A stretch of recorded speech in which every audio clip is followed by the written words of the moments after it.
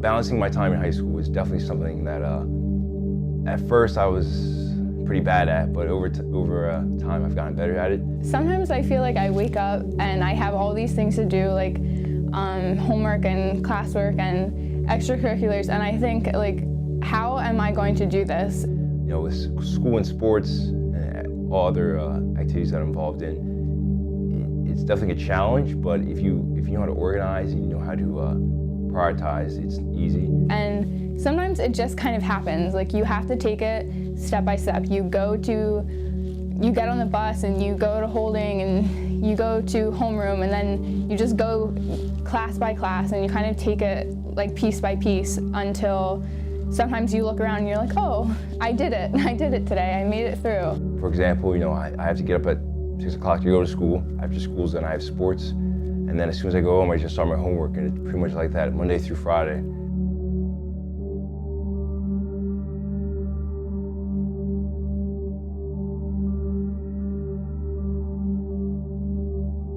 I guess the biggest thing that I do after school is debate team. And I've been a part of that since I was a freshman. I made varsity last year, and it's so fun, honestly. Well, the debate team is a league consisting of about 15 South Jersey teams. And what happens is you're given a national debate topic every year. And then the teams work together to develop a plan. And you actually debate other teams in the league and in South Jersey, because we're in the South Jersey Debate League. I've met a lot of really great people that I probably would not have known otherwise, since they're older than me. And just being with them, and I don't know, it's changed me as a person, and I feel like much more compelled to lead and much more comfortable speaking up, like in class, and just saying my opinion, because I feel confident that I'm going to be able to back it up with something. She's definitely focused on debate and dedicated. I know in the fall it was very difficult to kind of get started, and you could see that she kind of put herself under a lot of stress because she's involved in so many things, which is one of the things that makes her such an incredible student and person. But when you're involved in being the Gray team captain and Knowledge Bowl, and they're having meets, and we're trying to start putting the league and team together, and then obviously taking advanced courses, it can just be a lot. But she certainly is dedicated and does work many hours on debate.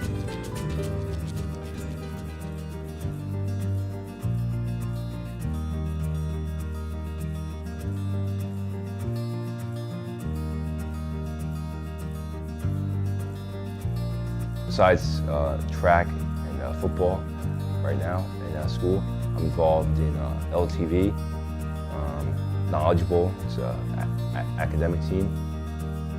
I have a bunch of JROTC activities. I'm part of the LDTV Leadership Academy, and a bunch of other stuff that I try to even out my available times so that I'm giving enough commitment to each activity. He's quite focused. And in fact, because of his academic schedule, Antonio does a lot more in many cases than other cadets. What that strikes me about this young man is that he's outstanding in what he tries to do. He tries to live by the rules on a day-to-day basis. I'm impressed with his attitude and his performance.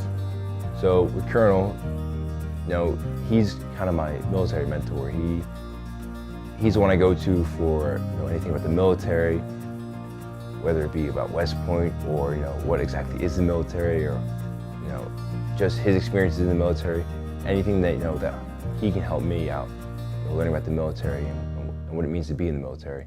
Oh, I think his academic standards, his athletic ability, and other attitudes and things that he does makes him a great candidate for West Point.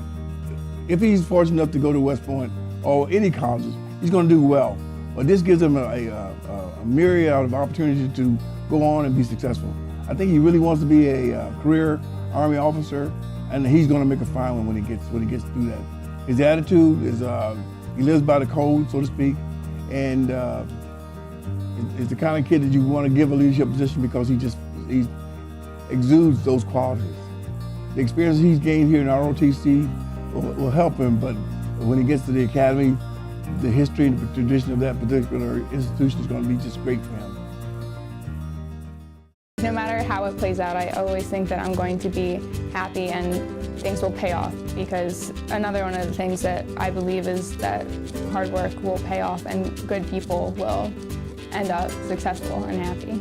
Well, out of all the students I've met at Lenape in the past 7 years that I've been here, I would say Adriana is probably going to be the most successful of any student I can remember, and I think a lot of that has to do with not just, I mean, she is very bright, very smart, but her work ethic and the fact that she does take on so much and she takes everything so seriously, from her classes to every team and club that she participates in, and is just truly dedicated. You know, if she says, hey, I'm showing up, you know, tomorrow to practice for 2 hours, she's going to be there and show up and practice.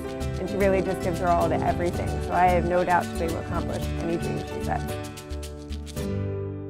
The reason why I feel all the activities that I'm in will help me be a better person is because I feel passionate about each and every one of them.